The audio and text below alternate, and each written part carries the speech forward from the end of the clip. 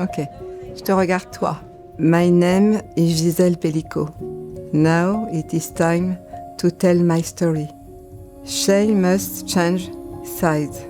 Gisèle Pellico, A Hymn to Life.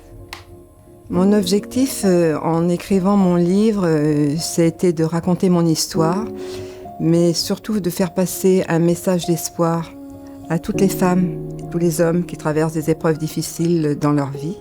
J'ai, au cours de ce procès, reçu des milliers de lettres de soutien, des témoignages de personnes qui sont venues me rencontrer, témoigner de leur souffrance. Et ce que je voudrais leur dire, c'est qu'on a tous en nous les ressources pour s'en sortir. Si je l'ai fait, tout le monde peut le faire et je leur souhaite vraiment d'y arriver.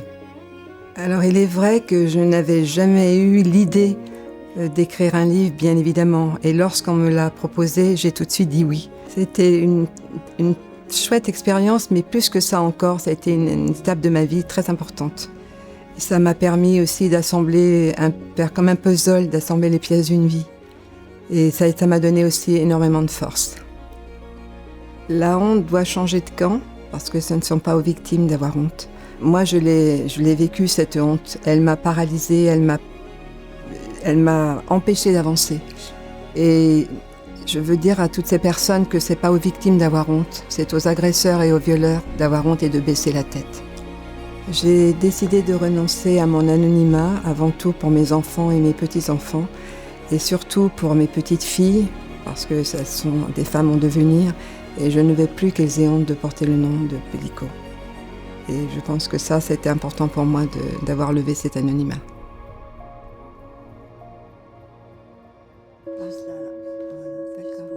Quand j'ai vu le soutien de toutes ces personnes qui étaient à la sortie de l'audience, ça a été pour moi une force incroyable. Parce que je l'ai pas vécu comme du courage, je l'ai vécu plutôt comme une détermination. Et de recevoir ces milliers de lettres, ces témoignages de gens qui venaient me voir à la sortie de salle d'audience, ça m'a donné une force incroyable. Vraiment, ça m'a porté. Ça m'a aidé à tenir. Et c'est vrai que je me suis sentie beaucoup moins seule.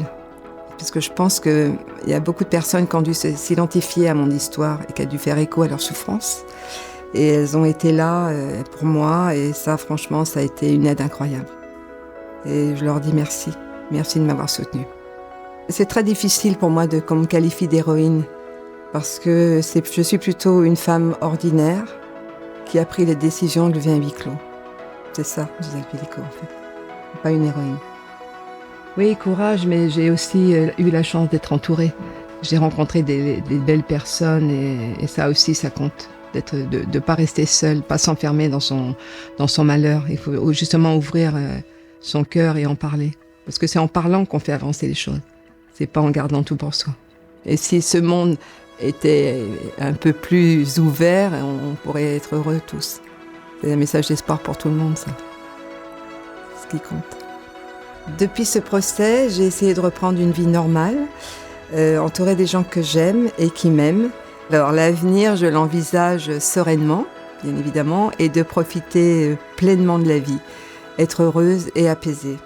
Ce qui est important pour moi, c'est que le lecteur retienne de ce livre, c'est un message d'espoir, c'est de se dire, c'est la joie de vivre et qu'on peut tous surmonter les épreuves. C'est surtout ça le message que je vais faire passer. Il faut donner de l'espoir.